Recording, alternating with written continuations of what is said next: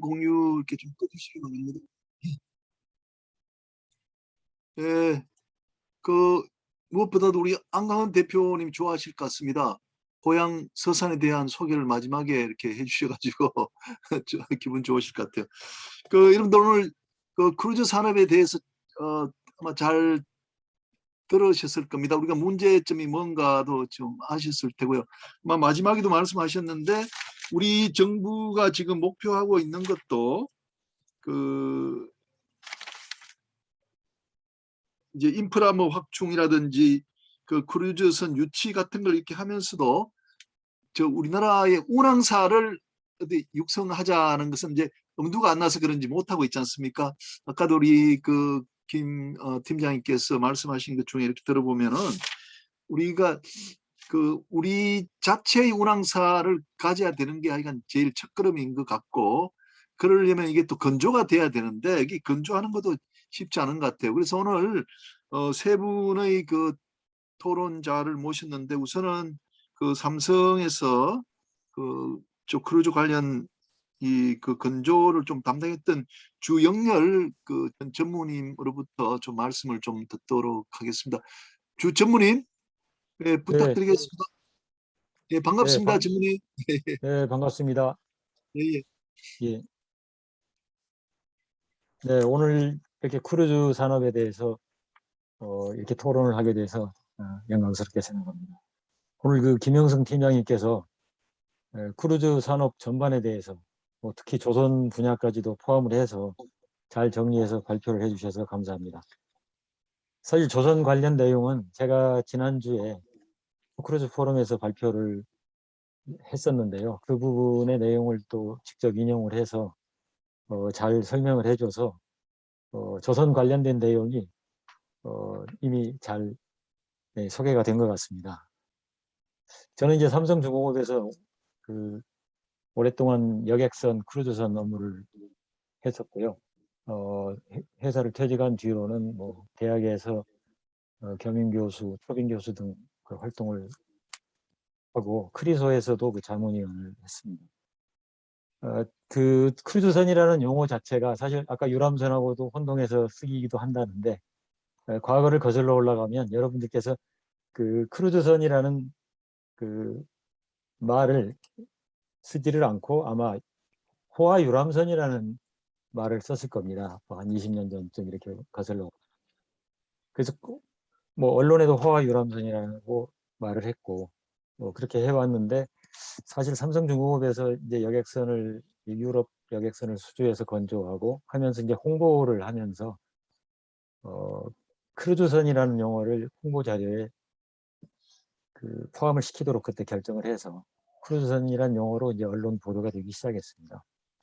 그래서 저는 이제 그때부터 크루즈선이라는 말이 차츰 이렇게 일반화되지 않았느냐 그렇게 생각이 되고요. 한국말로 하면 유람선이기 때문에 유람선이란 말도 맞지만 그 당시에는 이제 구별하기 위해서 호화 유람선이라고 했죠. 사실 요즘 크루즈선은 럭셔리 크루즈가 있고 컨템포러리 크루즈라고 그래서 15만 톤, 20만 톤 크루즈선들도 럭셔리란 말을 안 붙이고 있습니다. 우리가 보기에 당연히 럭셔리하지만 그냥 일반 크루즈라고 그렇게 지금 부르고 있고요. 오히려 중소형 크루즈선 중에서 럭셔리 크루즈선들이 좀 존재하고 있는 그런 상황입니다. 조선 분야에 관련돼서 말씀을 드리면 아시는 바와 같이 한국 조선은 세계 1위 조선 강국이고 조선 기술력과 경쟁력이 뛰어나기 때문에 모든 배를 건조할 수 있지만 크루즈선만은 아직까지 건조하지 못했습니다. 이 부분에 대해서는 축사 말씀에서 안광현 사장님께서도 언급을 잘 해주셨습니다. 세계 크루즈 산업 관련된 내용을 김영승 팀장님께서도 말씀하셨지만 정리를 해보면 지금 현재 수주 잔량이 99척입니다. 금년도 기준으로. 그다음에 GT 기준으로 보면 890만 GT. 그래서 수주 금액이 601억 달러에 달합니다. 그래서 엄청난 거대한 시장이기 때문에 우리 조선 1위 국가로서 장기적으로 조선 산업 발전을 위해서 크루즈 건조 시장 진출이 꼭 필요하다고 생각을 합니다. 그 세계 크루즈 시장은 앞에서 언급한 바와 같이 이탈리아의 핀칸테리, 독일의 마이어베르프트 등 그 유럽 조선소가 주도하고 있는데 이건 독과점 체제입니다. 그 사실상 양대 그 조선 그룹이 독점하고 있는 상황이기 때문에 그 세계 최대 조선소인 크루즈 선사인 카니발이나 RCCL 등 이런 대형 크루즈 선사들은 한국 조선소가 시장에 좀 진입을 해서 경쟁도 되고 자기들이 그 선택할 수 있는 폭을 좀 넓혔으면 좋겠다. 그런 입장을 오래전부터 견지하고 있었습니다.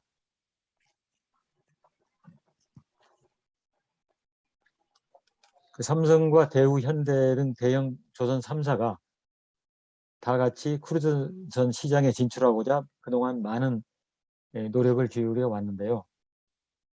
물론 그 삼성중업이 가장 적극적으로 했습니다만은 그 조선 3사가 노력을 한 부분은 유럽으로부터 여객선을 수주해서 건조를 했습니다. 뭐 여객선 수주해서 건조해서 어떤 큰 돈을 벌겠다는 생각보다는 경험을 축적하게 해서 크루즈선을 하겠다 그런 의지가 있었습니다. 그리고 또 그 산업부에서 지원하는 기술개발 과제로서 여기에도 그 조선 3사와 STX까지 참여를 해서 크루즈선 기반 기술 개발 과제를 2012년까지 수행을 했습니다. 제가 그 당시에 이제 이 과제의 그 총괄 책임자를 맡아서 기술 개발을 했습니다. 최근에는 세월호 사고가 난 이후에 연안여객선의 안전이 중요하다는 것이 국가적으로 인식이 되어서 이 정부에서도 좀 더 적극적으로 정책을 시행을 했습니다. 산업부에서는 그 2014년에 국내 여객선 건조 경쟁력 강화 방안에 대한 정책 연구를 수행하였고 또 후속으로 연안 카페리 개발, 초폐속 여객선 개발 등 기술 개발을 산업부에서 지원해서 수행을 하였습니다. 이 부분에서 그 정책 과제도 제가 연구 책임자로 역할을 했고 기술 개발 과제는 그 크리소의 자문위원으로 해서 그 연구 과제에 참여를 했습니다. 또 한편으로는 해양수산부는 연안여객선 현대화 펀드 제도를 도입을 하고 예산을 확보를 해서 여객선사들이 여객선을 건조할 수 있도록 그런 지원을 하였습니다. 그래서 연안여객선 현대화 펀드 지원으로 대선조선과 현대미포조선에서 연안 카펠이 5척을 건조하였고 이렇게 함으로 해서 우리나라의 여객선 건조 경험을 계속 이어나가고 있다고 볼 수 있겠습니다. 이러한 연안 여객선 건조는 해양수산부와 산업부가 협력을 해서 성과를 이루어낸 좋은 성공 사례라고 생각을 합니다. 말씀드린 대로 그 삼성중업을 중심으로 대형사들이 크루즈선 수주 활동을 해왔고 특히 삼성중업은 크루즈선 수주 직전에 이르는 뭐 LOI나 뭐 MOA 등도 체결한 적도 있었습니다. 그런데 뭐 여러 가지 뭐 이유가 있었고 또 세계 금융 위기도 또 온 적도 있고 등등 해서 수주에 이르지를 못했고 그런 상태로 지내고 있는 상황입니다. 국내 조선소가 크루즈선 시장 진출에 가장 어려운 장애 요인이라고 생각할 수 있는 것은 원가가 그 계획과 달리 차질이 생겨서 적자를 보는 거. 그 다음에 인도 지원에 의한 그 조선소 공정의 혼선, 또 화재 사고 등 이런 것들에 대한 우려가 큽니다. 그래서 이러한 우려를 해결하는 것이 가장 중요한 과제가 되겠습니다. 국내 조선소는 아시는 바와 같이 많은 여객선 건조를 하였고 또 크루즈선 기술 개발을 했습니다. 이렇게 하면서 크루즈선 건조가 뭐가 어려운지 이런 것들을 잘 알고 있습니다. 그렇기 때문에 이에 대한 또 대응 방안에 대해서도 상당 부분은 준비가 되어 있습니다. 준비를 해놓고 그동안 그 사용을 못해서 많이 좀 녹슨 부분도 있지만 앞으로 크루즈선 건조를 위해서 이런 기술과 준비를 다시 한번 가다듬을 필요가 있겠습니다. 그래서 설계 기술 개발, 생산 기술 개발, 그리고 또 그 자재 구매와 그 관리, 이 어려운 부분에 대해서 아까 안 사장님께서 좀 언급해 주셨는데요. 자재 구매, 대규모의 자재고 또 일반 조선에서 쓰지 않는 자재들이 많기 때문에 이 자재 구매 관리 방안도 있습니다. 그다음에 인테리어 시공 방안, 이런 것들에 대한 준비를 하면 충분히 능력을 확보할 수 있다고 생각을 합니다. 그런데 조선은 워낙 큰 중후장대 산업이라고 하지 않습니까? 그렇기 때문에 뭐 자동차처럼 시제품을 만들어서 많은 시험을 해볼 수 있는 게 아니고 하기 때문에 조선은 선박을 실제로 건조하지 않고는 완벽한 준비를 했다고 말하기 어려운 것이 현실입니다. 그 조선사의 그 최고 경영자 입장에서는 완벽한 준비를 하고 하자 하지만 실제 건조를 해봐야 완벽한 준비가 되는 게 그것이 또한 어려운 점입니다. 그래서 건조를 통해서 기술이 완성되고 또 그 기자재 업체, 인테리어 시공업체 등도 건조를 통해서 또 그런 서플라이 체인이 발전하게 되겠습니다. 그래서 팔로워 전략이 더 좋은 거 아니냐, 그런 얘기들이 과거부터 있어 왔습니다. 삼성이 크루즈를 수주를 하려고 하니까 현대에서는 그래 잘해라, 잘하면 뒤에 우리는 좀 따라가겠다, 이런 얘기를 한 적도 있고요. 저는 현대가 그래도 큰 형인데 좀 빨리 좀 먼저 하면 우리가 좀 따라가기 쉬운데 왜 안 하지, 뭐 이런 얘기들을 농담 삼아 하기도 했었습니다. 근데 그것이 사실 현실입니다. 우리가 크루즈를 수주하기 위해서 해외 크루즈 선사를 대상으로 수주를 추진하는 것이 물론 우선입니다. 해외 크루즈 선사들이 많은 수요를 가지고 있기 때문에 발주 가능성이 크기 때문입니다. 그렇지만 우리나라에서는 또 국내 크루즈 산업 육성과 발맞춰서 국내 크루즈선을 수주하는 것을 또 동시에 병행해서 추진해야 된다고 생각합니다. 국적선사의 크루즈선을 건조하기 위해서는 해운산업과 조선산업 간의 협력이 필요하고 또 정부에서는 해양수산부와 산업부가 협력하고 또 필요한 정책 지원이 필요하다고 생각합니다. 연안여객선에서 그 두 부처가 협력을 했고 또 펀드를 해양수산부에서 조성했던 것과 마찬가지로 크루즈선에서도 그런 정책을 우리 크루즈 산업 분야 계신 분들이 정책 방향을 좀 건의를 해서 현실화되도록 해나갈 필요가 있다고 생각합니다. 우리나라 조선소는 세계 최고의 그 조선 능력을 보유하고 있고 그렇기 때문에 또 크루즈선 기술 개발과 건조 준비를 착실히 해나가면 크루즈선 건조를 성공적으로 수행할 수 있다고 확신합니다. 국내 조선소가 가까운 장래에 크루즈선을 수주하여 건조하기를 기대하고 또 국적 크루즈선을 또 건조하는 날을 기대하면서 토론을 마치고자 합니다. 감사합니다.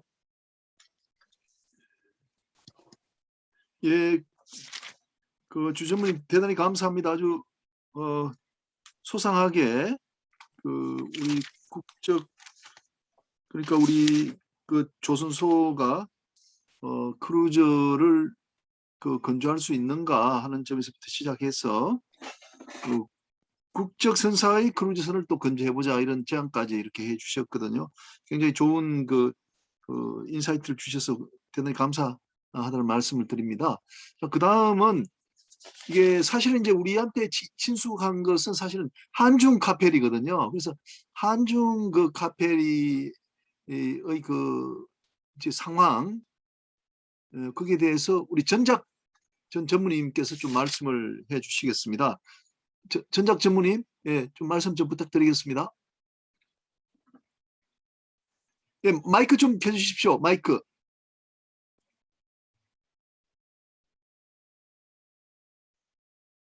예, 전무님 마이크 좀 켜주시고요. 제가 알기로는 한중 카페리는 50대 50 지분입니다. 한국 50%, 중국 50% 지분인데 아마 작년 재작년에 이 배를 많이 이제 새로 교체하면서 우리나라에 건조하려고 했지만은 거의 다 중국으로 갔답니다. 그래서 굉장히 안타까운데 그런 이야기도 한번 들어보도록 하겠습니다. 왜 그렇게 됐던지. 전작 전문이 마이크 안 되는 것 같은데 좀 안 되나요? 마이크? 마이크를 거기 눌러 주셔야 됩니다. 여기 그 음성 눌러 주셔야 되는데.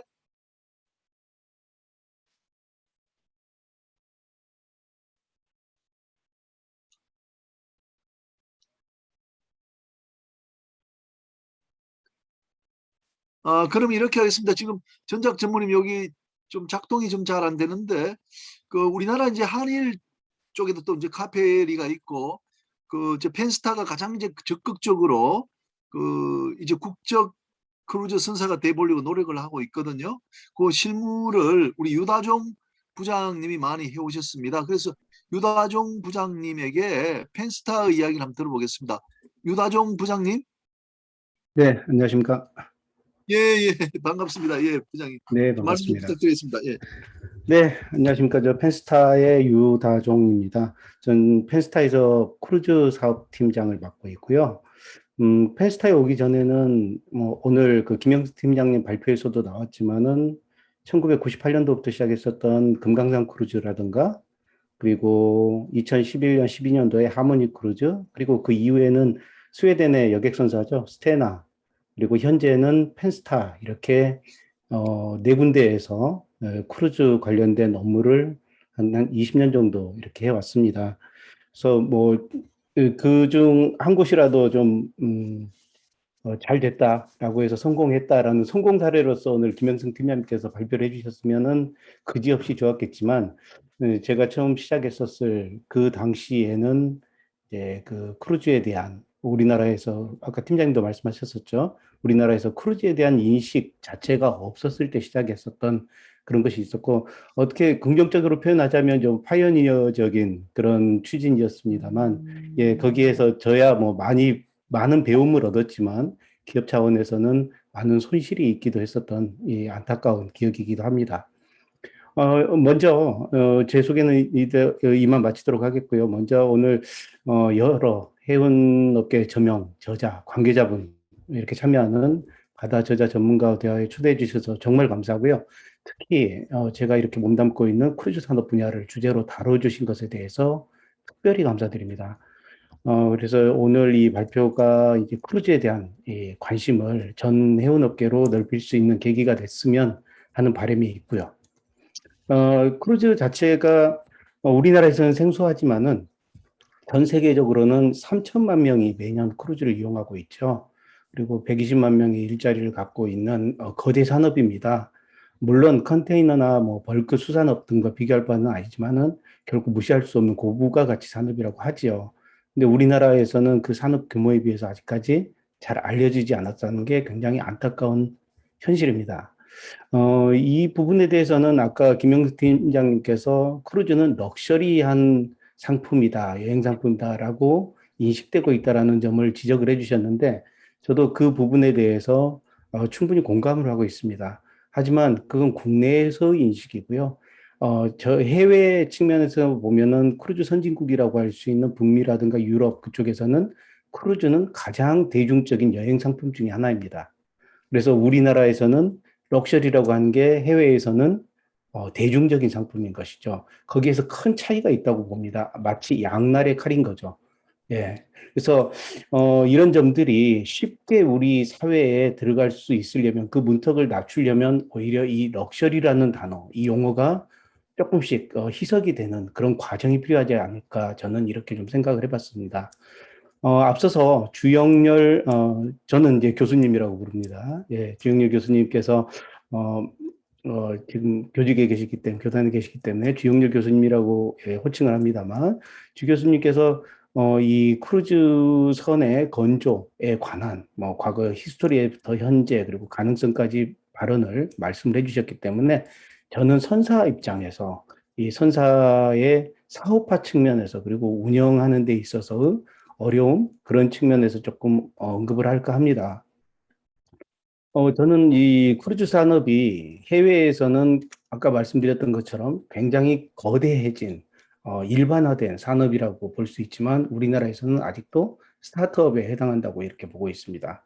우리나라가 예전에 개발되기 전에 포항제철이라든가 아니면 현대 이제 조선소라든가 이런 것을 만들기 전 단계, 그다음 막 만들었을 때의 단계를 돌이켜 생각해 보면 이런 새로운 산업이 만들어지기에는 저는 이렇게 생각하거든요. 정부 주도하는 이 거버넌스라든가 그리고 이 거버넌스로 해서 시작된 이 전략 그리고 이 산업이 지속할 수 있으려는 지속력 그리고 그것을 계속 끌고 가는 추진력 이렇게 세 가지가 필요하다 이렇게 저는 생각을 하고 있습니다. 그런 측면에서 봤을 때 먼저 이 거버넌스 측면을 조금 다뤄보고 싶은데요. 그리고 거버넌스와 함께 지속력이기도 하겠죠. 이제 이런 부분들을 보면은 우리나라 크루즈 산업에서 안타까운 점이 뭐냐면 반짝 관심 이렇게 표현하고 싶습니다. 한마디로 말씀드리자면요. 과거에 우리나라에 이제 중국인 크루즈 관광객 수가 연간 200만 명이 이르렀을 때가 있습니다. 2016년이었죠. 2015년, 2016년 그쯤을 사드 바로 직전까지 굉장히 많은 외래 크루즈 관광객이 우리나라에 왔었습니다. 그렇다 보니까 이 관광객 유치 그리고 수용태세 마련 여기에 정책적인 관심을 보였었죠. 그래서 그 관광객 유치는 문화체육관광부가 주로 전담을 했었고요. 그다음에 수용태세 마련 부분에 있어서는 해양수산부가 이제 담당을 했었습니다. 그래서 많은 크루즈 선석이 생겼었고요. 그리고 많은 관광 정책이 생겼었죠. 하지만 2017년 사드 이후에 중국 관광객이 줄어드니까 관심 자체가 완전히 소멸됐습니다. 어떻게 보면요. 그러다가 오히려 이 코로나가 터지면서 뭐 차라리 그냥 관심이 그대로 없는 채로 가는 게 아니라 부정적인 관심이 더 늘어버리는 그런 안타까운 상황이 되었죠. 그런 측면을 보자면은 왜 그랬을까라는 걸 보면 저희가 계속해서 제가 말씀을 드리고 싶습니다만 아무래도 우리나라에 국적 크루즈 선사가 없었기 때문 아닐까라는 점도 생각해 보고자 합니다. 만약에 우리나라에 이 산업을 주도하는 아니면 추진하고 있는 산업체가 있다고 하면 정부에서 관심 밖으로 완전히 내보낼 수는 없었겠죠. 그리고 이제 산업화의 이 크루즈 분야에서는 두 가지가 있습니다. 두 가지 산업화 형태가 있는데 하나는 유럽형이라고 하고요. 유럽형 모델이라고 부릅니다. 유럽형 모델이라고 하는 것은 그거죠. 유럽에 보면 조선소 핀칸티에를 중심으로 한 조선수가 있고 그 다음에 코스타라든가 MSC라든가 이런 크루즈 선사가 있고요. 그리고 굉장히 다양한 인프라가 있고 관광 자원이 있습니다. 이 모든 것들이 다 통합적으로 해서 산업이 시작하고 산업이 발전을 이루어가는 동반 발전을 이루어가는 게 유럽형 모델이고요. 그렇지 않고 남미 쪽 같은 경우 남미는 외부에서 오는 크루즈선을 받아들이는 관광지로서 어떻게 보면 우리나라도 그렇고 국적 크루즈선이 없는 그런 곳들은 전부 다 이런 남미형 모델을 취하고 있는 겁니다. 우리나라도 그간 했었던 게 뭡니까? 이 선사에서 크루즈선을 건조한다라거나 이런 복합적인 복합산업, 융복합산업으로서 이렇게 추진을 했다라기보다는 수용태세, 선석을 확보하는 것에 치중을 했었잖아요. 그거 뭐겠습니까? 외부에서 오는 관광객을 받기 위한 것을 중점을 뒀다는 거죠. 결국 남미 모델이었다는 거죠. 그래서 이게 남미 모델의 큰 단점은 뭐냐면 장점은 비용이 조금 들고 그다음에 이 비용이 조금 드는 것만큼 위험 부담도 적겠죠. 하지만 단점은 사드라든가 코로나라든가 하는 외생 변수가 생겼을 때 그것에 대응할 수 있는 방법이 없습니다.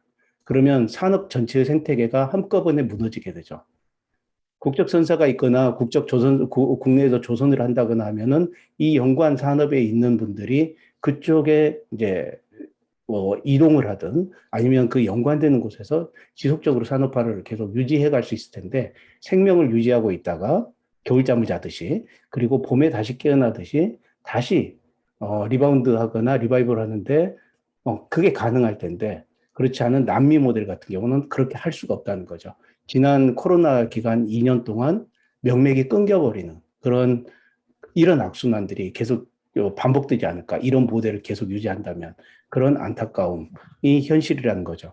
그래서 그런 것들을 좀 타개하려고 하면은 아무래도 이런 초기 산업, 신생 산업에 있어서는 정부가 정책적으로 산업화를 주도하든지 중국 사례가 그렇게 되겠죠. 아니면 산업체의 규제를 완화해 주든지 이런 부분들은 산업자원부에서 아니면 중소기업부에서 잘하고 있는 샌드박스라든가 아니면 규제의 네거티브 방식이라든가 이런 것들이 있지 않습니까? 이렇게 놔주든지 아니면 강하게 끌고 가든지 두 가지가 돼야 되는데 현재까지의 우리의 그 크루즈 관련된 정책은 이 둘 중 아무것도 아닌 것 같다라는 것이 안타깝다는 거죠.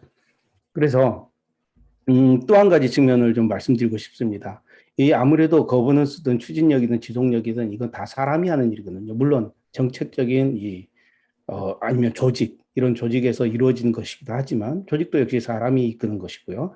그런데 우리나라 크루즈 같은 경우에 보면은 이 조직 안에 있는 사람, 인재죠, 인적 자원이 유지를 하지 못하고 있습니다.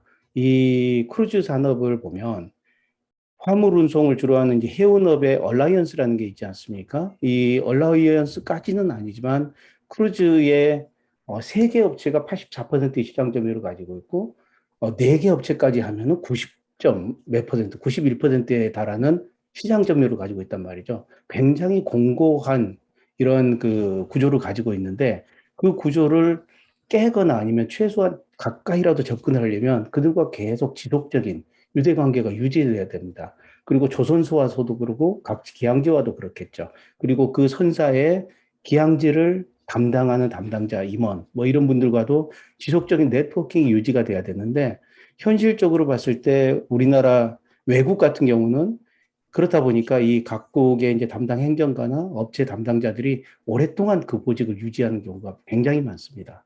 가까운 일본만 봐도 그렇습니다. 하지만 한국의 경우는 초단기 근무하죠. 네트워크를 만들 수가 없습니다. 단기적 성과에 급급할 수밖에 없죠. 그럼 뭐 안타깝습니다. 이런 말씀 드리기는 해수부 같은 경우만 해도 크루즈 담당 사무관이 이 팬데믹 기간 동안 1년 반이죠. 3번 바뀌었습니다. 그러니까 이게 산업 정책화 된다는 게 현실적으로 좀 어려운 거죠. 그리고 또 한 가지 크루즈는 여객선하고 굉장히 다른 점이 뭐냐면 오늘 터미널에 가서 표를 끊고 바로 탑승하는 상품이 아닙니다. 최소한 1년이나 2년 전부터 상품을 만들고 판매하고요. 이 상품을 신규 항로를 개척하는 것은 최소한 3년 전부터 이루어집니다. 근데 우리나라의 이런 유치 활동을 하는 담당자들의 임기마저 1년, 많으면 2년, 강원도하고 제주도만 예외라고 볼 수 있고요. 그쪽은 지자체장의 이제 의지에 따라서 쭉 그 지자체장의 임기 동안 유지가 되고 있는데 그 외에 각 지자체든 아니면 중앙행정기관이든 거의 대부분 다 1년을 거의 채우기 어려울 정도로 이 단기적인 보직을 맡고 있다는 것 자체가 우리나라 이 크루즈 산업이 전 세계, 크루즈는 인터내셔널 산업이거든요. 그 안에 접근하지 못하는 어떤 한 원인이 되기도 하는 거죠. 그래서 그런 측면에서 보자면 저는 크루즈 쪽 분야에서만큼은 아무래도 담당 전문관, 담당 전문직 제도가 좀 필요하지 않을까. 이렇게 좀 생각을 하고 있습니다. 오늘 이 주제 발표를 맡아주신 김영승 팀장님 같은 경우 아마 제가 김영승 팀장님 얼굴을 뵌 지가 한 2015년 정도쯤부터 정도 된 것 같아요. 그러니까 벌써 한 5, 6년 이상을 이 크루즈 쪽에 네, 계속 천착을 해왔기 때문에 오늘과 같은 발표를 할 수 있었던 것이죠. 이제 저 정도의 노하우를 쌓으려면 최소한 그 정도의 시기가 필요한데 다른 어떤 지자체에서도 그 정도를 갖춘 분들은 없다는 게 현실이라는 거. 그래서 처음부터 다시 이야기를 해야 되고요. 계속 그분들이 바뀝니다. 또 다시 이야기해야 되죠. 그 다음에 두 번째 제가 말씀드리고 싶은 거는 이 산업화의 주체가 좀 명확하지 않다는 것. 이 부분도 좀 언급을 하고 싶습니다. 크루즈는 대표적인 융복합 산업이라고 하죠. 해운, 조선, 관광, 카지노, 그리고 항공까지 다 연관이 되어 있습니다. 융복합 산업이죠. 그래서 결국 정확하게 제대로 진행을 하자면 이 해수부, 해운이니까요. 그리고 산업자원부, 조선, 그다음에 문화체육관광부, 관광, 이쪽 모든 부처의 관심을 받아야 되는 산업입니다. 그런데 그렇기 때문에 정부에서도 관계부 크루즈에 대해서는 관계부처 장관의 일을 종합적으로 합니다. 근데 문제는 이런 말씀 많이 들어보셨죠? 모두의 책임은 아무의 책임도 아니다. 어떻게 보면 이 크루즈 안에서 그런 것 같습니다.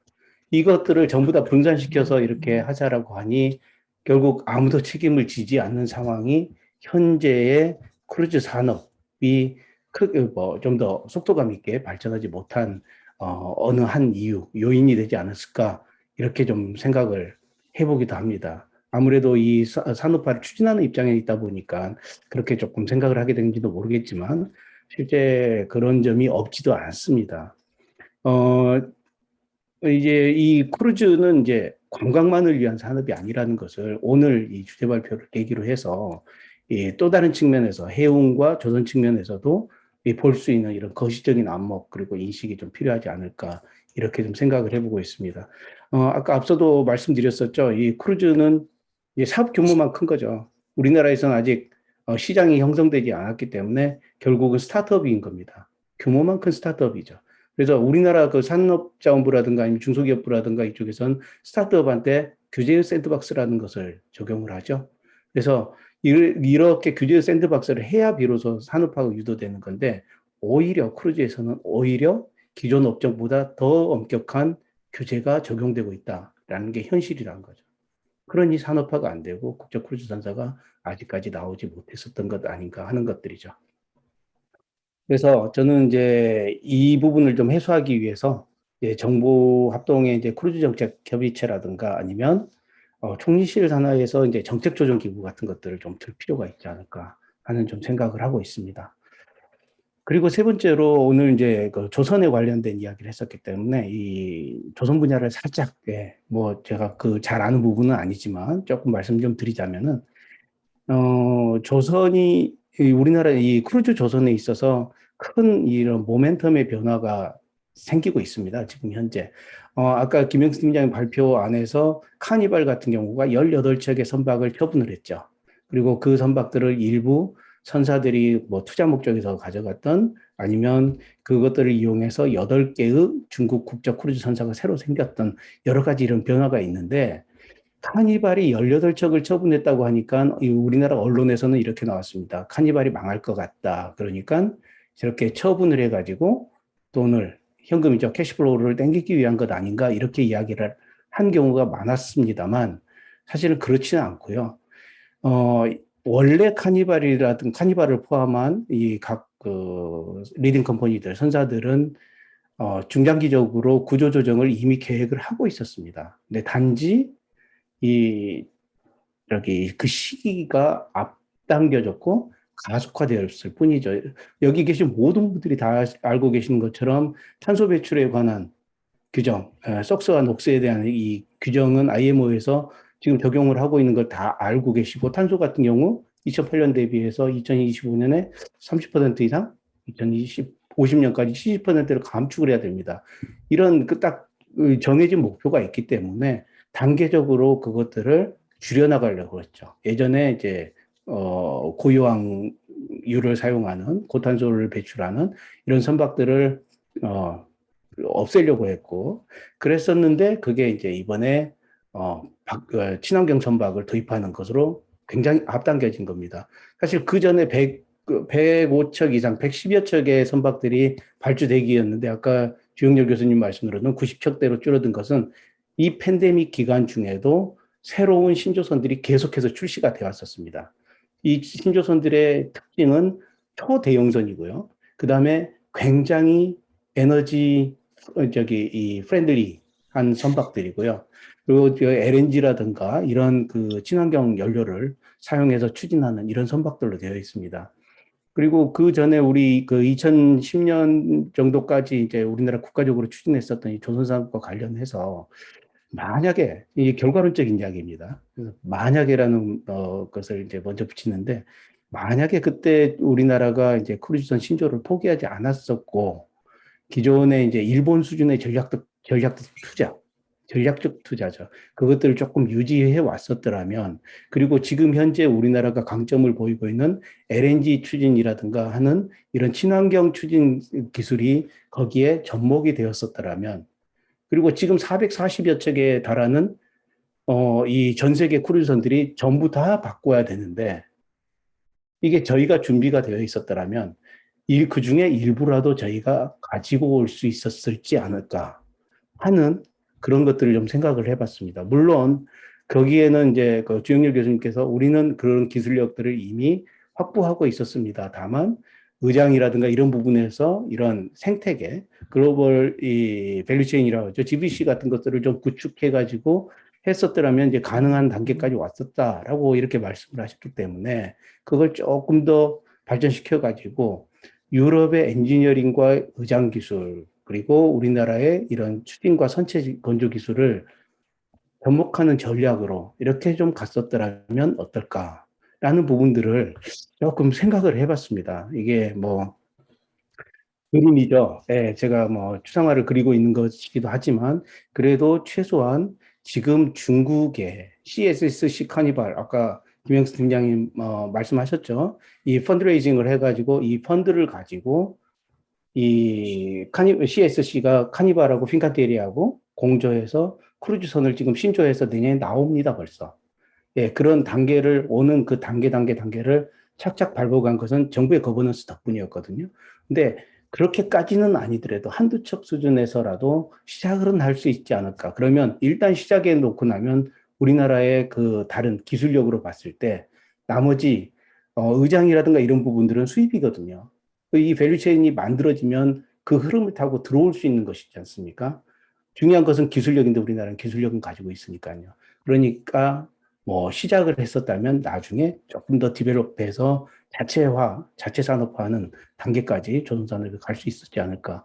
이런 부분들을 조금 안타깝게 생각했습니다. 그래서 이런 중국의 CSSC 카니발의 모델을 한국에 맞게 조금 늦었지만 그래도 검토는 해보는 것은 어떨까 이런 제안을 감히 좀 드려봅니다.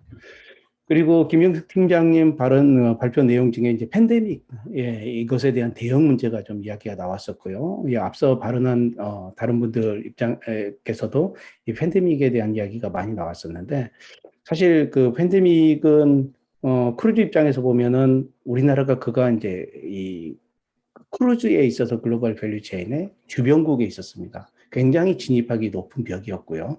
근데 그 안에 이 공고한 벽이었죠. 거기에 시스템적인 균열이 생겼고 각국, 그다음에 각 소형선사들 그리고 스타트업들한테 새로운 기회가 제공되는 계기가 되기도 했습니다.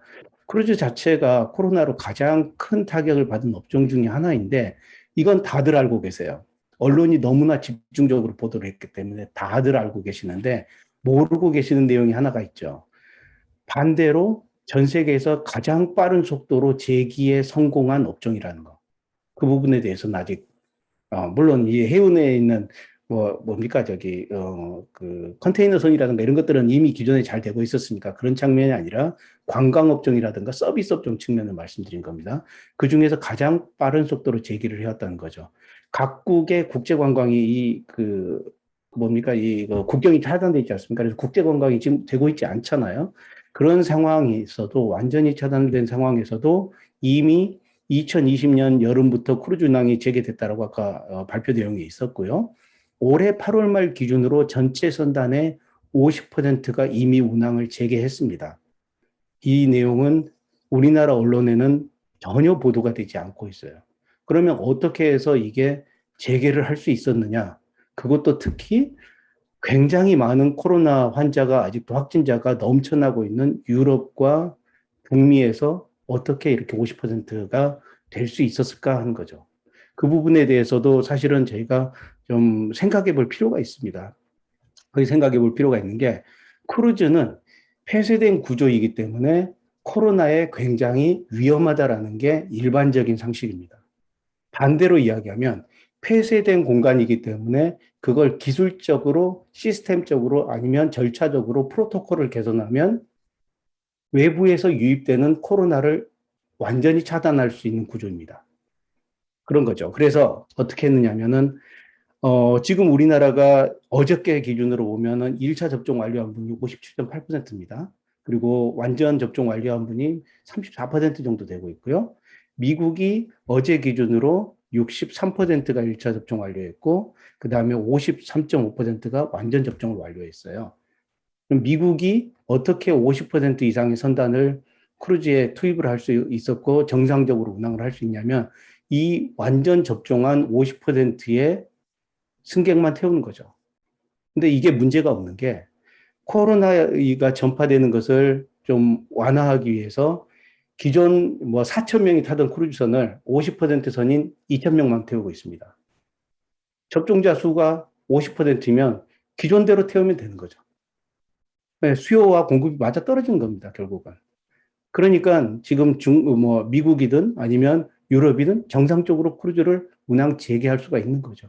그렇게 해서 완벽하게 100% 크루즈, 그러니까 CDC 기준으로는 95% 승객, 그다음에 98%의 승무원들이 백신을 접종하면 운항을 할 수 있도록 허가를 해줬습니다. 하지만 접종을 하지 않는 분들한테는 반드시 마스크를 쓰고 뭐 출입 지역도 제한되고 이런 제한 요소를 뒀기 때문에 거의 대부분이 접종을 하고 오고, 게다가 탑승하기 3일 전부터 이 음성 네거티브라는 것을 확인을 받고 옵니다.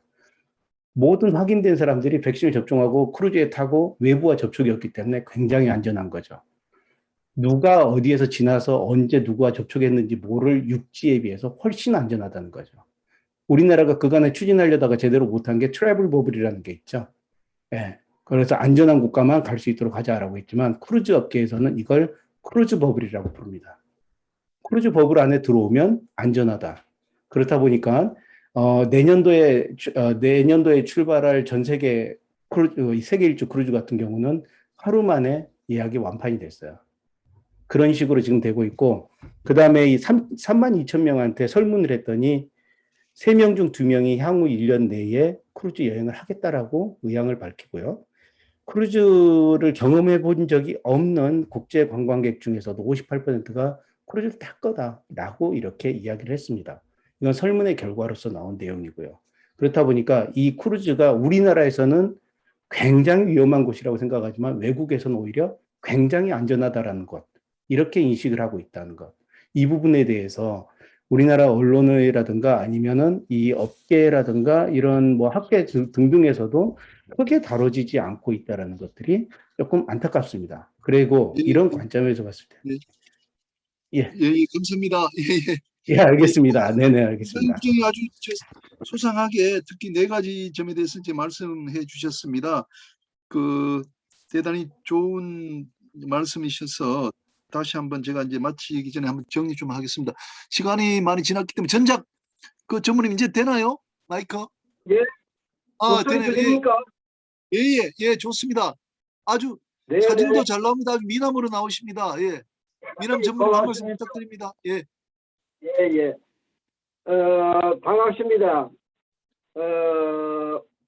오늘 저는 제가 산업 현장에서 느꼈던 그런 점하고 한중 항로 중심으로 의견을 말씀드리겠습니다. 가능하면 시간이 없기 때문에 짧게 말씀드리겠습니다. 우선 크루즈 산업하고 사업 특성의 차이는 있지만 한 4초쯤 되는 한중 카페리 산업 현황을 소개하겠습니다. 한중 카페리 항로는 1990년 9월에 시작해서 한 31년 됐죠. 현재 14개 선사, 16척 선박, 그리고 한국 3개 항구, 중국 12개 항구를 주간 2, 3항차 운항하고 있습니다. 연간 수송 실적은 코로나 발생 직전이었던 2019년도에 여객이 200만 4천 명이었습니다. 화물은 55만 TEU였고요. 참고로 여객은 항로 개설 이후에 역대 최고 실적이었습니다. 그리고 금년 상반기 실적은 여객이 아시다시피 최고입니다.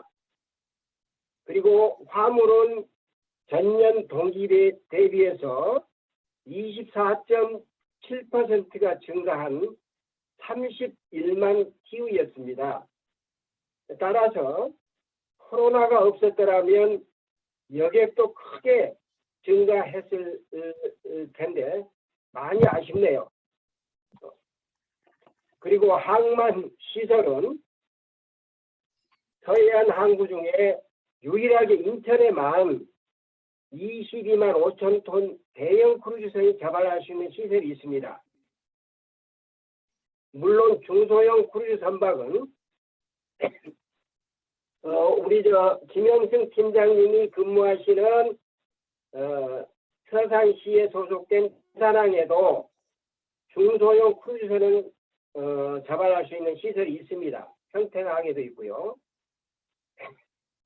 다음은 오늘 오늘 주제인 크루즈 산업 전략에 대해서 어떤 기항항이나 모항이나 이런 관점이 아니라고 봅니다. 적어도 오늘 주제는 국적 크루즈 선사의 육성 측면이 아닌가 이래 생각이 됩니다. 저는 개인적으로 98년도 현대 상선의 금강산 크루즈와 2012년도 하모니 크루즈의 선박에 다 승선해 본 경험이 있습니다. 그래서 두 회사 공이 사업이 실패했는데 저 개인적으로는 여러 요인이 있겠습니다만은 가장 큰 요인이 선상 카지노를 허가해주지 않았기 때문에 실패했다고 봅니다. 크루즈선 매출은 아시다시피 카지노가 약 25에서 30%를 차지합니다. 특히 아시아 지역에서 운항하는 크루즈에서는 중국인 고객 카지노 비중이 약 50%에 달한다고 합니다. 따라서 만약 선상 카지노를 허용했더라면 하모니 크루즈 운명이 달라지지 않았을까 생각해 봅니다. 아시다시피 크루즈선은 특성상 승선 자체가 여행이고 관광입니다. 때문에 카지노, 면세점 같은 다양한 즐길거리가 있어야 되고요. 그럼으로써 세계적인 크루즈선에는 모두 이런 시설이 다 있습니다. 사실 저는 선상 카지노를 한중 카페리선에 도입하기 위해서 2000년 초부터 몇 년 동안 법무부, 문화관광부, 해수부 등 여러 유관 기관과 협의했습니다. 결국 포기했습니다. 심지어 빠진고도 안 되더라고요. 우리 법 체계하에서는. 한국인은 법 적용에서 속인주의입니다. 따라서 선박이 국적색이든 외국적색이든 선박이 영해에 있든 공해에 있든 한국인은 도박을 해서도 안 되고 도박장을 개설할 수도 없었습니다. 만약에 이를 어기면은 형법과 유한관리법 등에 다 걸리게 돼 있더라고요.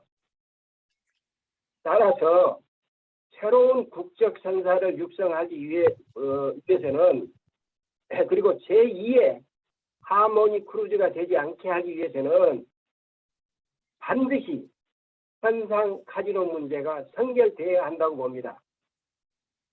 또한 관광진흥법에 의하면은 여객 출국기에 관광진흥기금을 납부하게 되어 있습니다. 참고로 한중 카페리 항로에서만 약 연간 10억을 납부하죠. 그런데 문화관광부 소관에 있는 법으로 인해서 호텔 등에 띄고 있습니다. 따라서 선박 여객이 납부하는 금액에 대해서는 적어도 선사가 쓸 수 있도록 주관 부처를 문화관광부에서 해양수산부로 바꿔야 되지 않는가 이렇게 봅니다. 끝으로 아까 여러 발표자께서 말씀해 주십니다만은 코로나 발생 전에 중국적 크루즈 선사인 하이난 항공그룹과 보아이 크루즈 이 두 개 선사가 한중 항로에 투입하려고 준비를 했었습니다. 따라서 우리나라가 아시아 크루즈 시장을 선점하기 위해서는 이에 대한 준비가 반드시 필요하다고 봅니다. 따라서 이와 같은 여러 가지 법제도적 측면에서 국적 크루즈 선사가 역차별받지 않도록 아주 큰 규제 덩어리를 푸는 문제가 있습니다. 그래서 이러한 문제는 풀기가 쉽지 않기 때문에 오늘 참여하신 분들이 힘을 합쳐서 한번 이 문제를 풀어서 우리나라 국적 크루즈 선사를 육성하는데 디딤돌을 놓았으면 합니다. 이상 제 의견 간단히 말씀드렸습니다. 예, 감사합니다. 우리 네, 감사합니다. 전작 선배님 진짜 오랫동안 그 카페리 여기 업에 종사를 하셨기 때문에 누구보다도 국적 크루즈선 육성에 이렇게 관심이 많고 애정이 많으신 것 같습니다. 특히 카지노를 꼭 하도록 해달라 이렇게 말씀하셨거든요. 그래서 이제 저도 이런 이야기를 듣고 우리나라 자체가 이제 카지노는 안 되도록 돼 있지 않습니까? 그래서 지난번에도 한번 나왔습니다만 우리가 SPC를 국내 SPC로 설치하자. 우리 그 이동에 그 부사장님 등등 금융하시는 분들도 그런 이야기 많지 않습니까? 그러면은 우리가 여기 한강의 밤섬 제 아이디어인데 팜아일랜드 한강의 밤섬에다가 우리가 등록국을 만들고요. 등록처를 만들고 그거 얼마 안 되지 않습니까? 좁은 땅 그리고 뭐 부산의 해운대 또 송도 이 등등에는 그 특별법을 적용하도록 하는 거죠. 특별하게 그 우리 대한민국의 영토지만 거기에 대해서는 이제 특별한 법을 만들어 가지고 거기에 이제 그 외국의 그 SPC 그 나간 뭐 파나마나 이 마샬 아일랜드에 등록하면은 여러 가지 혜택이 있지 않습니까? 그 마찬가지로 할 때 거기서 등록하면 카지노가 가능하도록 말하자면 이제 여객선을 가지는 데는 여기 그 밤섬에다 등록해 가지고 그 밤섬에 그 적용되는 그 법에는 그 카지노가 가능하도록 우리가 한번 해보자 하는 아이디어를 제가 가지고 있습니다. 저도 예 그렇게 하고 그다음에 이제 그 제가 듣기로는 이제 세월호 그 뒤에 이 여객선을 건조하려 그러면은 이 금융에서 그게 안 된다라고 했답니다. 그래서 그 여객선사들에서 이제 불평이 상당히 이제 많았었습니다. 그래서 RG가 안 된다 뭐 이런 이야기도 있었는데 최근에는 아마도 조금 바뀌었는지 모르겠습니다. 그래서 그 부분에 대해서 어떻게 지금 되고 있는지 그 이제 수협은행장이신 이동빈 전 수협은행장님하고 산업은행의 이제 실장이신 장세호 실장님이 아마 여기 들어와 계신데 이동해 그 부사장님도 계시고 하니까 일단은 이렇게 하겠습니다. 그 이동빈 그 전 그 은행장님 혹시 그 부분 아시면 좀 말씀 좀 해주시면 좋을 것 같습니다. RG 부분 말인가요? 예, 예, 그 여객선 뭐 카페리 등등 이제 건조할 때 그 뭐 금융이 잘 되고 있는지 또 뭐 RG가 잘 제공되고 있는지 그런 부분을 그 이야기하는 사람들이 있어가지고 그 부분을 좀 예. 장세호 실장님 잘 알고 예. 잠깐 말씀드리겠습니다. 예. 뭐 RG는 이제 선수금 환급 보증이라고 그래갖고 발주사가 배를 발주하면은 배 만드는 비용의 한 80%를 발주사가 제공을 하고 만일의 경우에 이행이 안 됐을 때 금융기관에서 대신 지급해 준다는 보증서죠. 아까 그 주전문님 말씀하신 대로 금융기관에서 RG를 발급할 때는 제일 중요한 거는 이 회사가 배를 잘 지어서 이행 계약대로 잘 납품할 것이냐, 그게 가장 중요하고, 두 번째는 이제 적정한 수익성을 보장할 거냐, 그 두 가지가 전제가 되면은 은행에서는 긍정적으로 검토를 할 텐데, 문제는 과거에 이제 플랜트 사업, 그 다음에 중견 조선사들이 부실이 많이 나면서 금융기관의 RG에 대해서 부실을 많이 냈었어요. 그래서 그런 아픈 경험이 있어서 아직까지 그렇게 긍정적이지는 못하다고 보고 있고, 우리나라에서 독특한 이 동일인 여신 한도라는 게 있습니다. 어느 한 그룹에 대해서 금융기관 자기자본의 25% 이상을 여신을 못 해주게 돼 있죠. 우리나라 금융기관의 통상 한 자기자본이 한 40조 가까이 된다 그러면은 10% 하면은 40조가 좀 넘죠. 25%니까 4분의 1 하면은 이제 80조 정도가 되는데 대략 한 50% 정도는 쓰고 있어요. 그래서 크루즈선처럼 1조, 2조 되는 선박에 대한 RG를 발급을 해주면은 이 동일인 여신 한도에 근접할 수가 있습니다.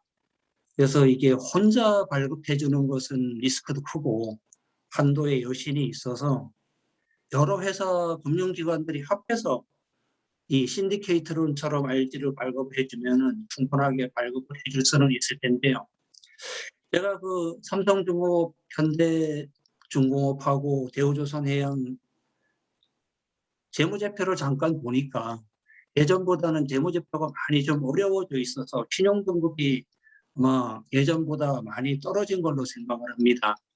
금융기관들이 1조, 2조에 되는 여신을 지원을 하기에는 굉장히 부담스러운 면이 있어서 한국해양진흥공사가 선박 보증을 해줍니다. 그래서 정부 차원에서 같이 동참을 해준다 그러면은 이 크루즈 산업을 하는 데 있어서 금융기관들이 RG를 발급해 주는데 손을 좀 가볍게 해주지 않을까, 긍정적으로 볼 수 있는 면이 많이 있을 거로 생각이 됩니다. 만약에 해양보증공사라든가 조금 최근에 그 PDI 지수가 높아서 선박 수주가 상당히 그 수익성이 높아진 걸로 알고 있습니다. 단기적으로 긍정적인 면으로 있기 때문에 시중은행이나 정책금융기관들이 충분히 참여할 수 있는 여지가 있다고 생각은 합니다. 이상입니다.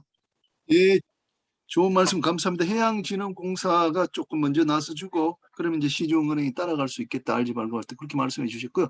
아마 제가 아까 질문 드린 부분은 장세호 실장님 잘 알고 계셔서 장 실장님 좀 부탁드리겠습니다. 네, 안녕하세요. 산업은행 신산업금융실장 장세호입니다. 오늘 주제가 이제 크루즈 산업 관련인데요. 실질적으로 이제 크루즈 관련해서 이제 대한민국에서 파이낸싱이 일어난 사례는 거의 없는 것 같고요. 실질적으로 여객선 관련해서 이제 연안여객이라든가 옛날 세월호 관련해서 정해진 쪽에 이제 파이낸싱이 있었는데 그때 파이낸싱을 하면서 산업은행이 파이낸싱을 하면서 그 이제 사고가 일어났었는데요. 특히 이제 세월호 관련해서는 거기 이제 선박이 침몰을 했기 때문에 거기에 대해서 산업은행은 선박이 침몰했을 때 보험금 청구권에 대해서 우리가 질권을 설정을 하고 있습니다. 그래서 보험 청구권에 대해서는 대주단이 청구권을 질권을 행사를 할 수 있습니다. 할 수 있는데 그 당시에 보면은 국가적인 이슈도 있고 거기 사람들이 죽다 보니까 보상금 이슈도 있다 보니까 산업은행에서 그 청구권을 포기한 적이 있었어요.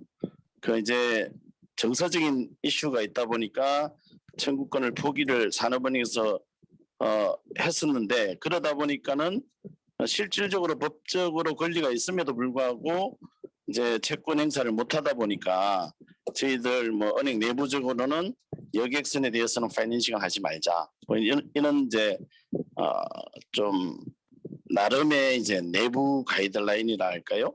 그런 게 있었습니다. 근데 이제 최근 들어와서 그러한 이슈들도 있고 실질적으로 연안 여객이라든가 여객선에 대한 파이낸싱 이슈적인 니즈가 있다 보니까 그게 이제 그런 식으로 전속되다 보면은 실질적으로 여객선 분야라든가 크루즈 관련해서 이제 파이낸싱 해주는 거는 불가능하기 때문에 2년 전인가 저희 은행 내부적으로는 해서 그런 파이낸싱이 될 수 있도록 풀려졌습니다. 그래서 뭐 그런 과거 이제 국민 정서적인 문제로 인해서 이제 파이낸싱을 안 해주는 그런 이슈는 없어졌으니까 거기에 대해서는 뭐 오해가 없었으면 좋겠고요.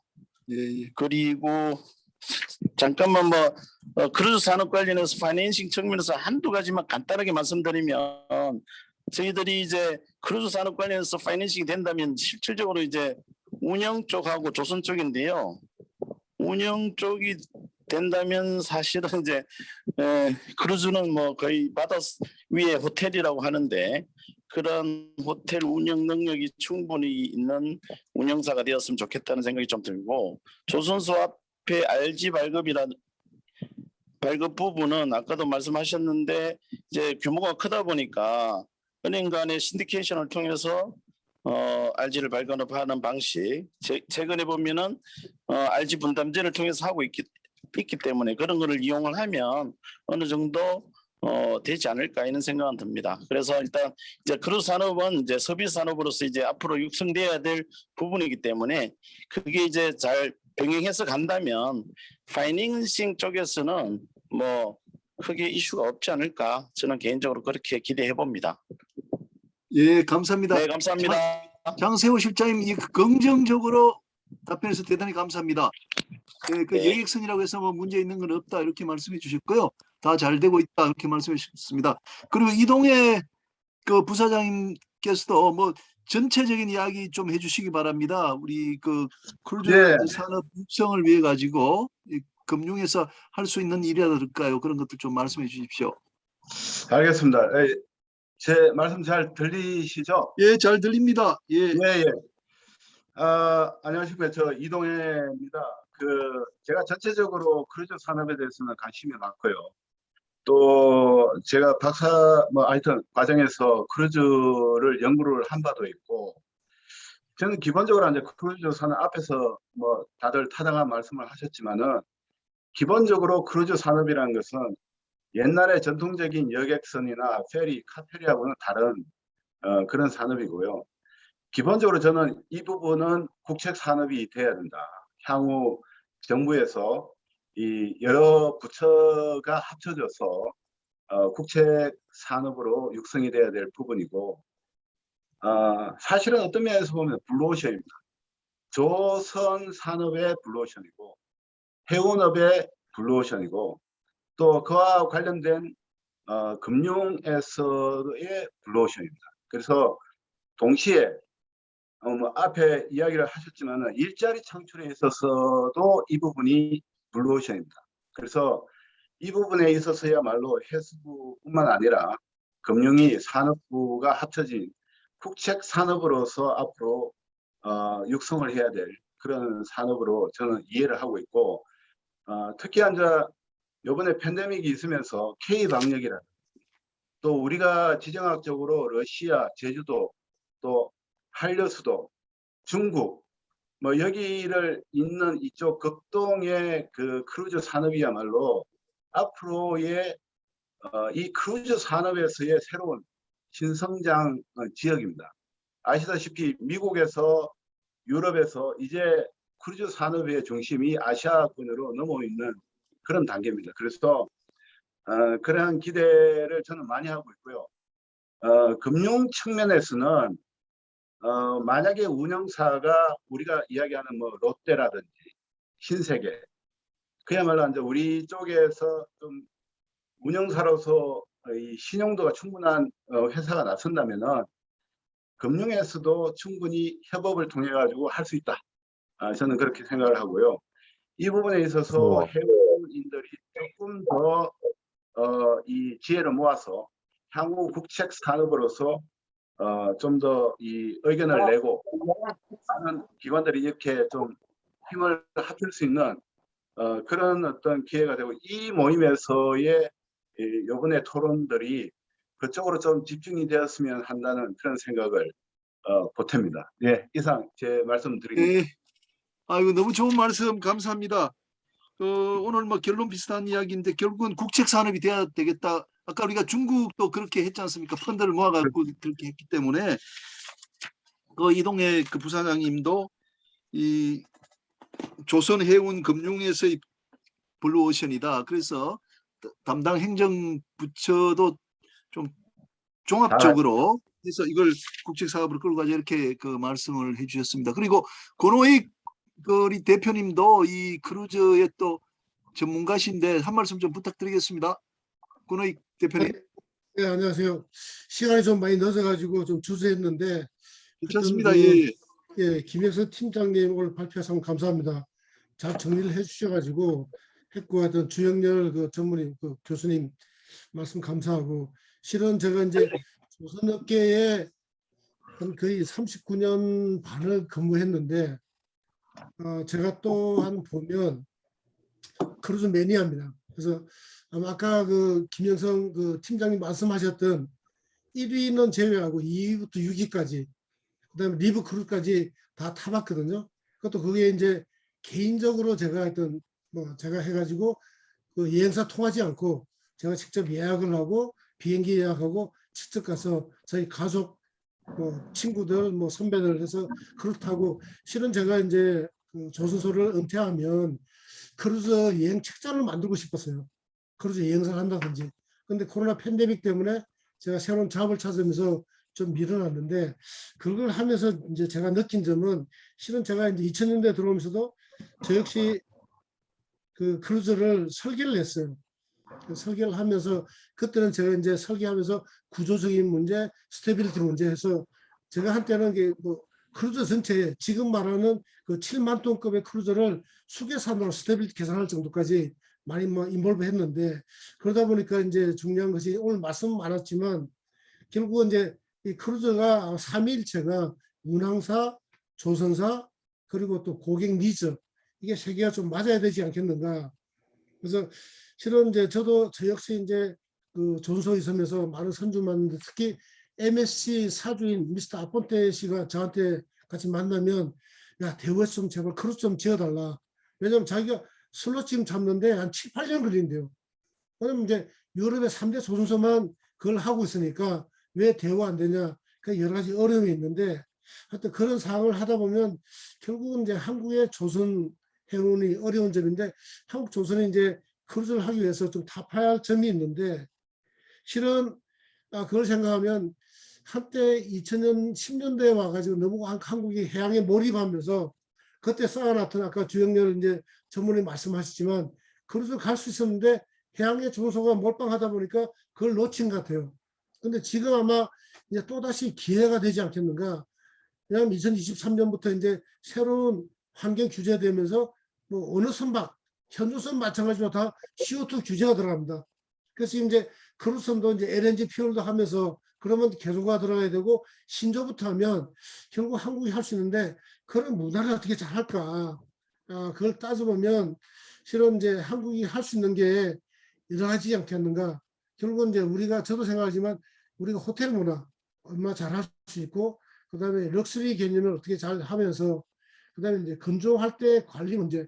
저도 조선소에 있어봤지만 조선소가 보면 이 이제 조속 이제 관리하는 점이 상당히 좀 다릅니다. 그렇지만 저도 많은 게 크루즈 타봤고 저는 이제 크루즈 타기 전에는 뭐 하여튼 전 세계 큰 거 다 타봤지만 제가 조선을 전공했기 때문에 미리 그 인터넷이나 그 선사에 해당 선사에 가서 그 선박 보면 데크 플랜이 있어요.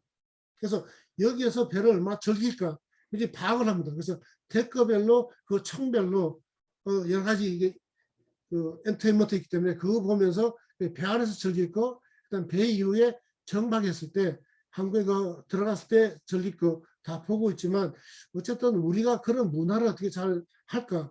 아까 말씀 이제 하셨는데 그래서 했는데 지금 전 세계적으로 많은 배가 팬데믹 때문에 배가 놀고 있으면 그런 걸 좀 가져와서 우리 좀 문화로 할 수 없을까 싶습니다. 그러니까 결국은 이제 이 크루즈 타다 보면 7박 8일짜리 타면 한 이틀 정도는 애터시 해가지고 배 안에서 머물게 되는데 그때 한국적인 문화 제가 생각할 때는 뭐 좀 개조를 해서 찜질방, 뭐 가라오케, 스크린 골프, 케이팝, 한국 문화 배우기 위해서 뭐 김치 만들기든지 이런 거 상당히 그다음에 또 저희가 있을 때 이제 외국 선주들이 오면 그 한국의 뭐 소녀시대부터 해서 한국의 케이팝에 대해서 CD라든지 해주면 엄청 좋아해요. 자기네 이제 애들 갖다 줘야 되니까 그래서 그런 문화까지 하면서 약간은 어쨌든 새로 개조부터 해서 신조까지 됐지 않을까. 그리고 아까 그 코로나 때문에 이제 문제 많이 했었는데 이미 이제 뭐 현대, 삼성, 대우는 이게 그 선박 자체에 그 방지하기 위해서 음압 시스템이 이미 다 갖춰져 있어요. 설계가. 그리고 그 크루즈선을 하더라도 그런 음압부터 해가지고 아까 말씀하신 CIPM까지도 이미 DMB 성급하고 다 갖춰졌습니다. 그래서 한국형으로 다시 한다 그러면 개조를 하든지 충분히 반영이 될 거예요. 그래서 아마 한국형 크루즈 한다 그러면 외국에 있던 거 지금 한국 내에도 보면 저도 크루즈 타봤지만 상당히 많은 한국 사람이 있습니다. 그래서 한국 사람들이 이제 소득이 늘어나면서 크루즈를 타고 싶고 팬데믹 때문에 외국을 못 나가면 그런 배를 가져와서 개조를 해서 한국형, 그러니까 백령도 마라도 독도를 돌아오는, 그래서 중간중간에 이제 크루징 하는 그런 상태에 만들면서 이런 문화까지 도입한다면 좋지 않을까. 제가 한번 이제 크루즈 타면, 크루즈 이제 코로나 팬데믹 전에 타면 마지막 그 이제 크루즈 보면 각각 그 안에 대극장이 있는데 대극장에서 뭐 쇼를 하다가 마지막 곡이 강남 스타일이 나와요. 그래서 그거 들으면서 다들 떼창을 하는데 상당히 즐겁더라고요. 그래서 그런 이제 한국형 문화. 그래서 지금 어떻게 생각하면 이제 조선소도 이제 해양이 약간은 이제 점점 뭐 해양에서 어차피 기름을 보다는 이제 새로운 제로 카본 가야 되니까 그런 인력과 그런 문화를 이제 크루즈에 쏟아부어야 되지 않느냐. 그 생각하면 저 역시 많이 크루즈를 타봤지만 그런 정도의 믹스를 해가지고 한국형 하면서 일부 하고 그다음에 외국형을 도입하더라도 그런 한국 문화를 믹스해가지고 바꿀 수 있는 그런 크루즈가 됐으면 하는 그 짧은 의견을 좀 드립니다. 감사합니다. 예, 감사합니다. 아주 좋은 말씀 감사합니다. 한국형으로 한번 해보자 이렇게 말씀을 백령도 또 마라노 백령도와 이제 마라도를 잇는 그런 항로까지도 말씀해 주셨습니다. 이렇게 하겠습니다. 시간이 좀 많이 지났는데 오늘 사실은 이제 우리가 국제 크루즈는 사실 이제 현실성이 조금 떨어지는 거고 오늘 사실은 우리 국내 좀 다니는 것들 이런 것들 좀 이야기가 좀 돼야 될 것 같아요. 그래서 최근에 여기 울릉 크루즈 포항에서 울릉도까지 굉장히 큰 배를 이제 집어넣는 그런 선사가 만들어져서 9월 중순부터 배를 띄우는 걸 알고 있습니다. 그래서 이 회사에서 오늘 김영기 대표하고 윤희종 선장님이 나오셨는데 어떤 분 말씀해 주시겠습니까? 윤희종 선장님 말씀해 주시겠습니까? 예, 반갑습니다. 저는 울릉 크루즈의 부사장 윤희종입니다. 예, 말씀 좀 부탁드리겠습니다. 예. 예, 저희들은 동해안에 선사의 이름은 지금 울릉 크루즈지만 실질적으로는 카페리선 2만 톤급 카페리선을 용선하여서 포항과 울릉도를 잇는 항로를 9월 16일 취항을 목표로 해서 지금 운영을 하고 있습니다. 들리시는가요? 예, 말씀하세요. 예. 예, 그래서 향후에는 뭐 저희들도 동해안 중심의 크루즈선을 운영을 목표로 하고 있지만 현재는 동해안에 500톤 되는 쾌속 여객선들이 운항하면서 동해안 날씨가 나쁠 때는 운항에 제한 요소들이 많아서 이렇게 울릉도를 관광하시는 분들이 연간 100일 이상 이렇게 항로에서 제한을 받아가지고 다니지를 못했었는데 저희들 이제 선박이 투입이 된다 그러면은 날씨와 조금 상관없이 거의 전천후적으로 이렇게 다닐 수 있는 그런 선박이 되지 않을까 하고 동해안 항로에 새로운 어떤 패러다임을 이룰 수 있는 그런 선박이라고 생각을 하고 있습니다. 예, 감사합니다. 윤희종 교수님 대단히 감사하고요. 그러니까 2만 톤짜리 카페리를 취항을 하는데 과거에는 이제 500톤짜리 너무 작은 배라서 1년에 한 100일 이상 결항이 됐었는데 그런 걸 이제 방지하겠다 이렇게 지금 말씀을 해주셨습니다. 저기 선장님 우리 여기 멤버들 가면 좀 싸게 좀 태워주십시오. 예, 그리하겠습니다. 예, 감사합니다. 네, 예, 관광을 그 9월 16일 날 취항한다는데 그 만선하시고 잘 되기 바랍니다. 예. 네. 그리고 우리 김홍선 우리 회장님이신 것 같습니다. 김 회장님 그 말씀 좀 부탁드리겠습니다. 예. 일단 저 뇌졸중 환자라서 말이 좀 어눌하고 말 더듬기를 많이 합니다.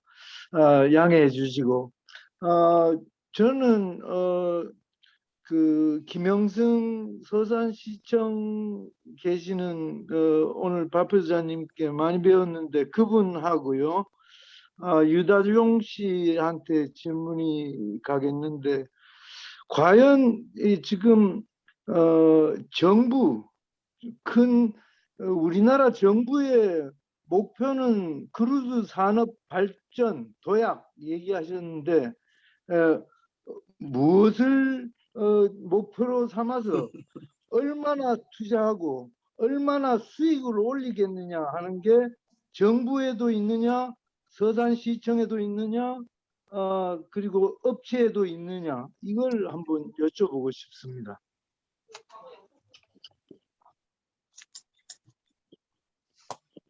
예, 김영수입니다. 제가 먼저 그 답변을 드리겠습니다. 일단적으로 저는 이제 뭐 지방 공무원이고요. 서산시에 있는 시민들 그리고 서산시 발전을 위해서 이제 업무를 보고 있어서 제 경우를 이제 말씀드리자면 일단 어떤 그런 말씀하셨던 산업 또는 사업 같은 게 우리 지역에 이걸 유치하고 이걸 활성화를 시켜야 되겠다라고 했을 때 만약에 그 산업이나 혹은 그 사업이 자체적으로 이제 크루처럼 그 민간 사업자들으로만 이 사업이 추진되기 어렵다고 하면은 저희가 이제 그런 타당성이나 이런 걸 분석을 해서 지원을 할 수가 있습니다. 그래서 아까 뭐 어떤 지원책을 갖고 계시냐고 여쭤보셨는데 실질적으로 만약에 저희가 이제 크루선을 유치를 한다고 한다면 그 지자체는 각 조례가 있죠. 저희도 지금 이미 조례가 만들어져 있고요. 만약에 크루선이 우리 서산에 입항을 하게 되면 얼마간의 인센티브를 지원을 하고 만약에 아까 제가 크루선을 용선할 때 굉장히 좀 돈이 많이 든다고 얘기를 했었는데 그렇게 된다면 크루선을 용선을 하는 경우에는 민간 사업자랑 같이 그 용선료를 분담을 해서 우리 지역에 크루선을 유치를 할 수도 있겠죠. 뭐 그런 지원책이 있다는 말씀을 드리고요. 그리고 이제 크루즈 산업의 발전에 대해서 이제 우리나라 정부가 어떠한 그 정책 방향을 갖고 있느냐에 대해서는 크루즈 산업에 대한 계획도 거의 대부분 국가 정책은 매 5년마다 그 종합 계획을 세웁니다. 항만도 마찬가지로 이제 뭐 전국 항만 기본계획, 무역항 기본계획, 연안항 기본계획 이런 게 이제 10년 단위로 세워지고요. 5년에 한 번씩 수정 계획을 통해서 이제 되죠. 우리 크루즈 산업 같은 것도 아까 제가 크루즈 산업 법률이 제정이 됐다고 했었는데 그 법률에 의거해서 크루즈 산업 활성화 기본 계획도 정부에 세우기로 되어 있습니다. 그로 인해서 전국의 5대 항만을 지정을 했고요. 그리고 우리 서산시 같은 후발주자들도 그런 국제적인 유치 마케팅이라든지 정부의 홈페이지 같은 데 의혹이 있는 지자체는 또 포함을 시켜주고요. 그래서 당장 모든 게 그렇습니다. 지금 정부에서 이 산업을 100% 활성화시킨다고 온갖 재정을 다 투입할 수는 없어요. 일단은 그 몫은 이제 민간의 영역이 분명히 있기 때문에 정책을 적용할 때 우리가 이제 공정한 경쟁이 있느냐, 이게 특혜가 있느냐, 뭐 이런 여러 가지 또 따져봐야 되기 때문에 뭔가 이제 하나의 문장 또는 이제 몇 개 문장으로 이제 답변을 하기가 좀 어려운 부분이 있는데 아마 제가 전달하고자 하는 내용은 좀 전달이 됐을 것 같습니다. 네, 아니, 그러면은 결국 구체적으로 어떤 분야에 얼마를 투자해 가지고 또 뭐 어떤 분야에서 얼마를 회수하겠다 그런 게 있어야지 국민 세금을 쓸 수 있는 거 아닙니까? 그런데 그런 명확한 그림이 없는 것 같아서 제가 질의를 하는 겁니다. 예, 제가 조금 말씀드리겠습니다. 이렇게 질문해 보겠습니다. 우리 그 부분은 유다종 선생님 제일 잘 아실 것 같아요. 우리 그 김영성 선생은 이제 정부 사이드이기 때문에 그 부분은 좀 그렇고 제가 이렇게 한번 물어보겠습니다. 우리가 이제 그 해운협회 산하의 그 상선들이 이제 벌어들이는 1년에 매출이 30조 원, 40조 원 되거든요. 그러면 이제 우리가 지금 오늘 강의에서 확실히 안 거는 우리나라가 운송인이 없어요. 여객 운송인이 그런 운송인이 없기 때문에 매출이 뭐 거의 제로일 거 아닙니까? 그 아까 여행사 롯데 여행사들이 용선에서 얼마 벌이는지 모르지만은 그래서 유다종 선생님한테 우리가 이제 큰 대형 크루즈 같으면 제가 알기로는 승무원이 2,000명, 여객이 한 3,000명 이렇게 타는 것도 알고 있는데 그걸 우리가 이제 뭐 한 척 또는 뭐 5척을 우리가 뭐 정부가 투자를 해가지고 100% 운항을 한다면은 이게 매출이 얼마나 오르는지 그게 뭐 매출이 뭐 1년에 1조가 되는지 5조가 되는지 이 우리가 그 감이 없기 때문에 우리가 다들 궁금한 거거든요. 그 유다종 선생님 그런 이제 알고 계실 것 같아요. 그래서 뭐 큰 크루즈 한 척을 우리가 운항한다면은 매출이 얼마 이런 그 이야기를 해주시면은 좋으실 것 같아요. 예, 부탁드리겠습니다.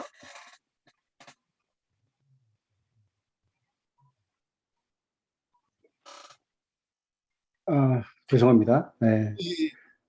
가장 답변 드리기 어려운 질문을 하셔가지고요. 그렇습니까?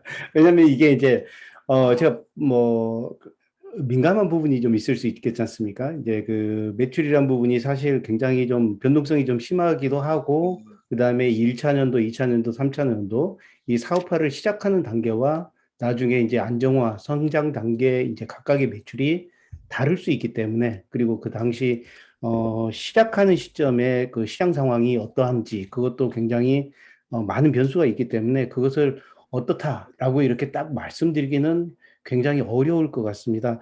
다만 이런 부분은 조금 말씀드릴 수 있는 게 지금 이제 팬데믹에 대해서 아까 저희 계속 언급했었던 내용 중에 이렇게 된 상황이 어떻게 보면은 기회일 수도 있지 않을까라는 말들이 나오기도 했습니다. 지금 크루즈 쪽을 취항을 준비하는 쪽에서도 좀 그런 부분들이 많이 나왔고 중국 쪽에서도 그간에 이제 이 팬데믹 기간 동안 8개 선사가 취항을 이제 준비를 해서 운항을 시작하려고 이렇게 하고 있는데 그렇게 했었던 계기 중에 하나가 뭐가 있었냐면 이제 크루즈의 수익성 측면에서 보면은 결국은 뭐 3가지겠죠. 하나는 도입 비용, 그리고 말씀하셨던 이제 매출, 그리고 운영 비용이 얼마인지 이 3가지가 좀 관건이 될 것 같은데 그 중에서 상당한 부분을 차지하는 게 도입 비용이 아닐까 생각합니다. 근데 저희가 솔직히 신조를 기준으로 해가지고 검토를 해본 적은 없었습니다.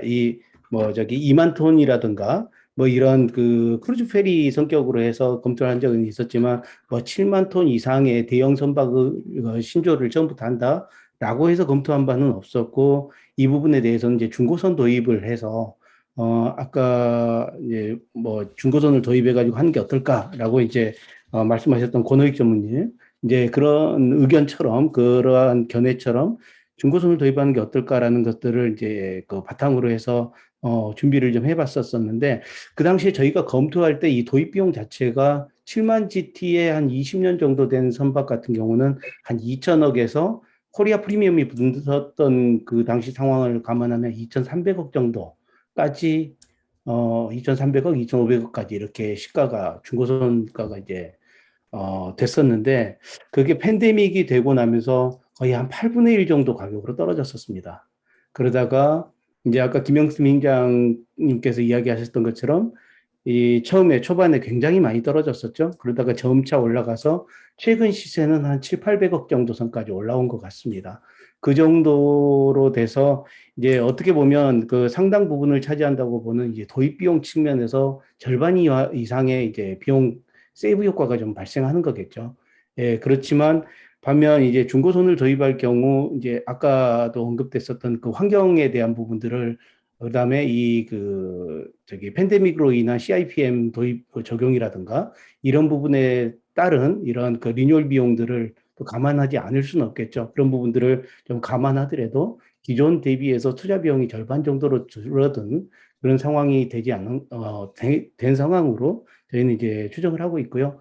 매출 측면에서 보면은 아까 말씀드렸던 것처럼 이 가동률이 어떻게 되느냐 이런 부분들 그리고 그 시기가 어떻게 되느냐에 따라서 상당히 많이 이렇게 변화가 있을 수밖에 없습니다. 그래서 뭐 통상적으로 이제 저희들이 가늠할 때는 뭐 대략적으로 말씀드리겠습니다. 예. 약 한 800억, 900억, 1000억 뭐 이렇게 이제 아까 7만 톤 같으면은 보통 한 2,000명 정도가 생산을 합니다. 한 번에. 이제 그런 분들이 그 객실 점유율을 그 가동률이겠죠. 소속률이라고 이제 해운 쪽에서 이렇게 말씀하십니다만은 그런 것들 하면 뭐 60%냐, 70, 80%냐, 90%냐에 따라서 변동폭은 상당히 커지는데 저희 이제 뭐 80% 정도 잡고 그러면은 뭐 한 뭐 900억 정도 뭐 이점으로 이제 저희가 통상적으로 가늠을 해봅니다. 하지만 이 부분들에 대해서 제가 이렇게 드린 말씀이 일반화다라고 이렇게 생각하실 수는 없고요. 이것도 선박에 따라서 선박의 퀄리티에 따라서 굉장히 많은 폭이 있다. 예, 1,000억 이상이 될 수도 있고요. 그 한참 이하일 수도 있겠고. 저기 사례로 한 가지 말씀드리자면은 이제 최근에 이 팬데믹이 되니까 그 크루즈 수익률에 대해서 많은 이슈가 또 됐었습니다. 크루즈 선사들이 망하는 거 아니냐 이런 이야기가 되면서요. 그런데 크루즈 선사들 대형 선사들의 경우에 수익률은 적게는 11%에서 많게는 15%, 17%까지 순수익률입니다. 이 정도 이제 달하는 것으로 지금 저희가 오늘 그 아까 김영수 팀장님이 보여주셨던 그런 대형 선사들은 그 정도가 되는 것으로 되어 있고요. 이 객실 가동률 측면에서 과연 얼마 정도 이상이 되면 BEP를 맞출 수 있을까라는 것들을 보면 객실 전체 자기들이 보유하고 있는 크루즈 선 객실의 약 50% 정도면 BEP, 최소 BEP를 맞추고 긴축된 상태에서 그리고 한 60, 70% 이상이 올라가면 수익을 달성하는 것으로 이렇게 지금 그 평가가 되고 있습니다. 분석이 되고 있습니다. 그런데 네, 그 정도 선에서 말씀드리겠습니다. 코로나 같은 그 특수한 상황 말고 네. 그 보통 우리가 사업하면은 여러 가지 변수가 있잖아요. 근데 원래 목표로 하는 도입 부분도 말고 제일 아이디얼하게 목표로 삼는 게 어떤 목표가 되겠습니까? 원래 전 세계적으로 보면 이 크루즈 가동률, 크루즈선의 객실 가동률이죠. 소속률이 크루즈선은 100%가 넘습니다. 왜 100%가 넘느냐라고 이제 이 그 포뮬러를 말씀드리기에는 좀 시간은 좀 촉박하고요. 보통은 이제 107%에서 112% 정도 보유하고 있는 객실에 비해서 그 정도 가동이 되고 있는데 그게 국제적인 선박의 크루즈선들의 기준 정도가 됩니다. 근데 우리나라에서 크루즈를 만약 한다고 하면은 그 정도까지의 이 가동률은 이제 조금 초기에는 어려울 것 같고 저희가 목표로 삼는 것은 약 80% 정도 그 정도 되면은 저희가 그 운항에 따른 도입 비용이라든가 이 운항 비용들을 좀 커버할 수 있지 않을까 하여를 충당할 수 있지 않을까 이렇게 생각을 하고 있습니다. 그렇게 사업을 하는데 정부에서 도움을 주고 있습니까? 아직까지는 없습니다. 예, 예, 지금 이렇게 되는 것 같아. 지금 말씀 들어보니까 그러니까 이제 한 척 그게 아까 7만 톤 같으면 약 1,000억 정도 그 매출이라면 10척이 있어야 1조 원이 되지 않습니까? 그죠? 그런 정도로 좀 이해하면 될 것 같아요. 그래서 이렇게 하겠습니다. 오늘 뭐 이렇게 결론적으로 오늘 그 김영성 팀장이 아주 자세하게 여기 여러 분야를 말씀을 해주셨고 지금까지는 우리나라는 그 수용 시설을 이제 갖추고 그 크루즈 여객을 많이 받아들여 가지고 관광으로 이렇게 하려고 이제 했었는데 오늘 막 전체적으로 선생님들이 다 말씀하시는 것은 우리 국적 크루즈를 가져야 되겠다 이렇게 이제 말씀을 하시고 그러기 위해서는 뭐 선박 금융도 우리가 충분하다 그리고 또 조선도 건조도 충분하다 이렇게 또 말씀을 하셨고 우리 유다종 선생님 같으신 분은 또 이거 많이 또 종사해 보셔가지고 우리가 영업하는 방법까지도 이렇게 알고 이렇게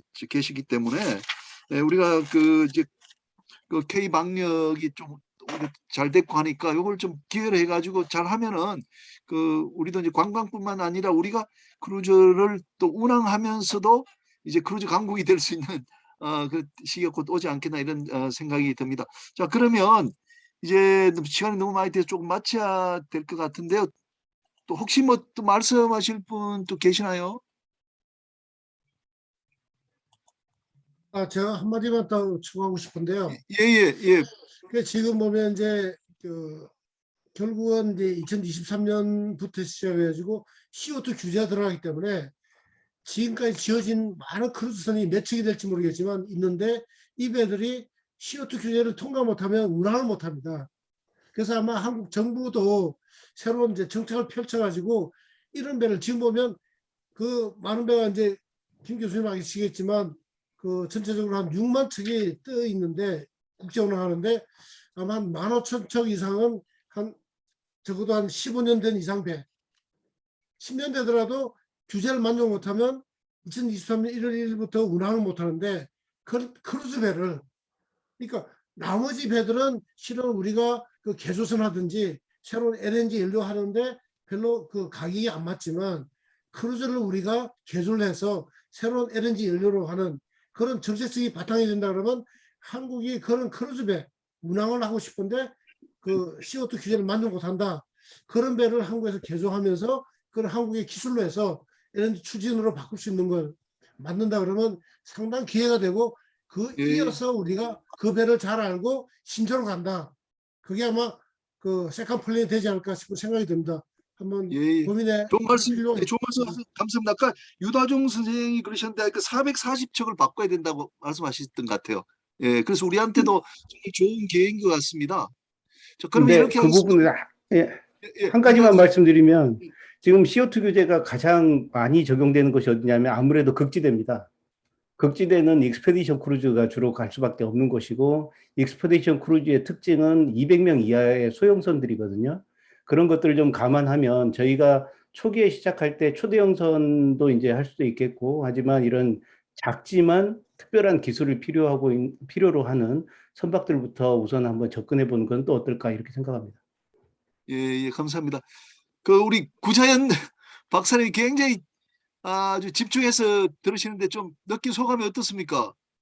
박사님, KDI에서 아까 말씀 주신 거 보면 그 어느 부처 하나에서 할 수 있는 건 아닌 것 같다는 생각이 들고요. 지금 이제 그 정부 제가 이제 뭐 다 아는 건 아니지만 뭐 몇 차례 말씀드린 것처럼 저는 기재부랑 중심으로 일을 이제 많이 합니다. 근데 이제 아까 이제 의견 주신 것들 보면 해수부, 뭐 산업부, 뭐 기술 같으면 과기부도 들어가야 될 것 같고요. 그다음에 문체부, 관광 쪽이니까. 근데 그런 부처를 다 어우르면서 이제 과제화하는 거는 아무래도 이제 그 조정 역할을 기재부에서 많이 하고 있어서 그 안 그래도 오늘 이제 정리된 내용을 제가 이제 내일이나 뭐 내일은 일요일이니까 월요일 정도 해서 기재부 뭐 저랑 이제 컨택을 하는 담당과께 전달을 해드리려고 생각하고 있습니다. 그래서 이제 아무래도 이제 지금 당장은 정책과로 뭔가 안 하더라도 이런 이슈들을 고민을 할 때에 저희 연구 그 모임에서 있었던 의견들을 이렇게 드리면 그쪽에서 고민하실 때 좀 더 도움이 되실 수 있을 것 같아서 그 역할을 제가 열심히 하도록 하겠습니다. 이거 너무 여러분 저 박수 좀 부탁드리겠습니다. 우리 구자연 박사님께서 정말 좋은 일 해주실 것 같습니다. 예, 오늘 정말 그 좋은 발표 토론이 되었고요. 저도 공부가 많이 됐고 오늘 참여하신 많은 분들이 공부가 참 많이 된 것 같습니다. 그 우리 팀 말고도 우리 그 황진혜 박사님을 중심으로 하는 그 또 크루즈 포럼이라는 것도 있는데 그런 팀들하고 우리 같이 한 번 더 힘을 모아서 하면은 정말 그 좋은 정책들이 많이 나오게 될 것 같습니다. 특히 이제 구자연 박사님이 여기 또 계시니까 참 좋은 것 같습니다. 자, 그러면 이 모든 것을 담아가지고 그 우리 법률 중에 제일 상위법인 이제 헌법을 담당하시는 고문현 교수님께서 오랜만에 총정리를 한번 해주시고 마무리하도록 하겠습니다. 교수님 부탁드리겠습니다. 예, 안녕하세요. 뭐 다 좋은 말씀 하시가지고 제가 할 말씀은 없는데 좀 오랜만에 지난주에는 잠시 끝에 하긴 했지만 공식적으로는 오늘 처음부터 끝까지 들어가지고 많이 배웠고, 사실 조금 전에 우리 김인영 교수님이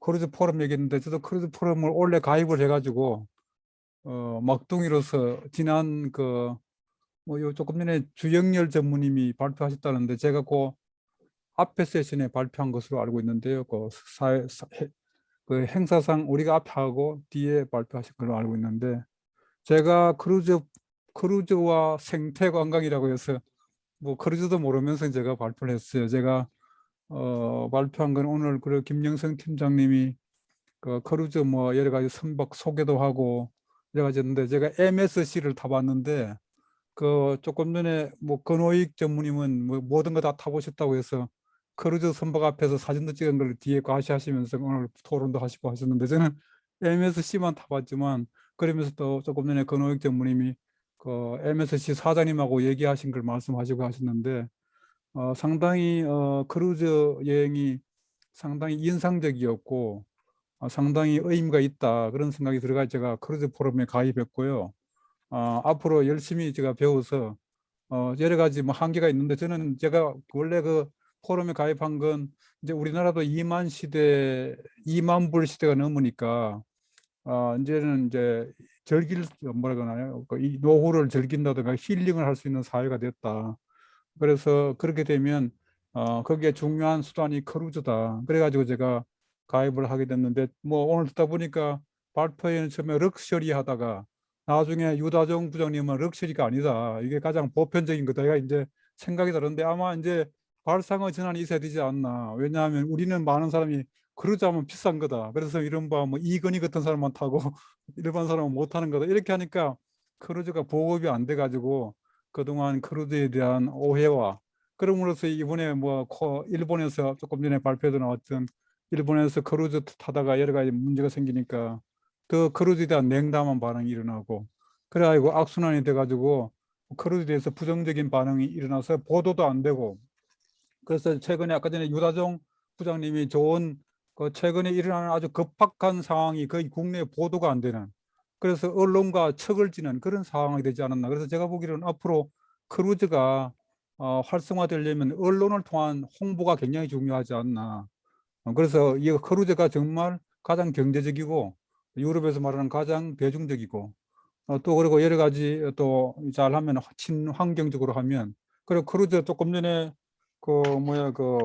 제가 잊어먹는데 뭐 K-팝도 얘기하고 했잖아요. 제가 다 지금 갑자기 그래서 권오익 전무님 얘기하셨는지 하여튼 K-팝 해가지고 뭐 2분 동안 뭐 여러 가지 뭐 찜질방도 하고 이렇게 해서 상당히 그런 것은 한국적 크루즈를 하는 상당히 좀 의미 있다고 생각합니다. 그래서 제가 보기로는 지금은 똑같이 나가면 안 되고 우리나라식의 한국화, K-팝 하듯이 K-크루즈 해가지고 나가면은 성산이 있다 생각하고, 또 조금 전에 우리 현대 하고 삼성중공업의 형님이 먼저 가가지고 서로 협력을 해서 형님 아우 하지 말고 있더니 손을 잡고 같이 가서 같이 개발해서 나가는 시너지 효과를 얻으면 정말 한국은 뭐 캔두 스피릿가 있기 때문에 충분히 저는 가능하다고 생각합니다.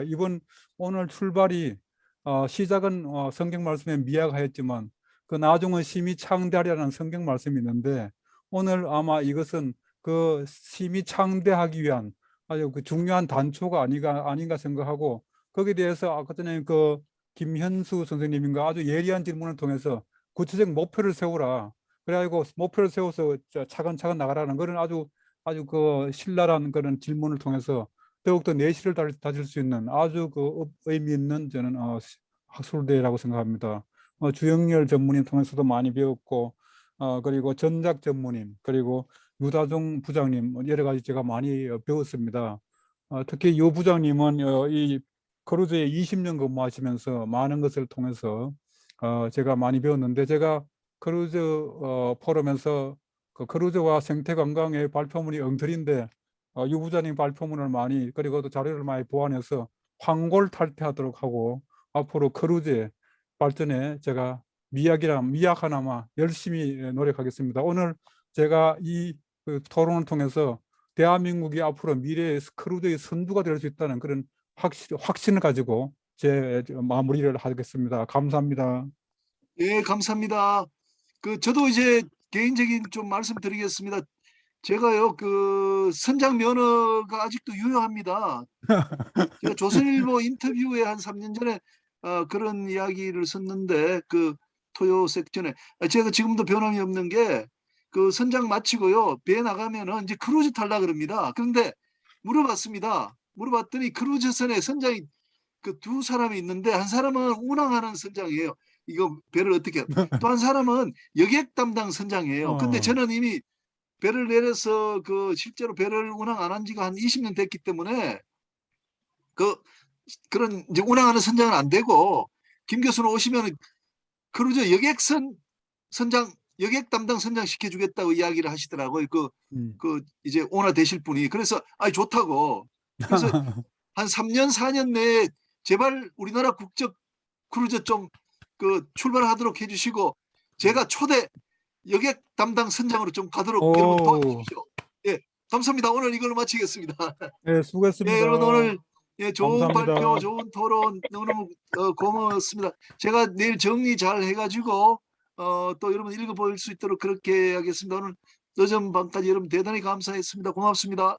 예. 감사합니다. 예, 김홍선 편안히 회장 주무세요. 고맙고요. 예, 다들 고맙습니다. 고맙습니다.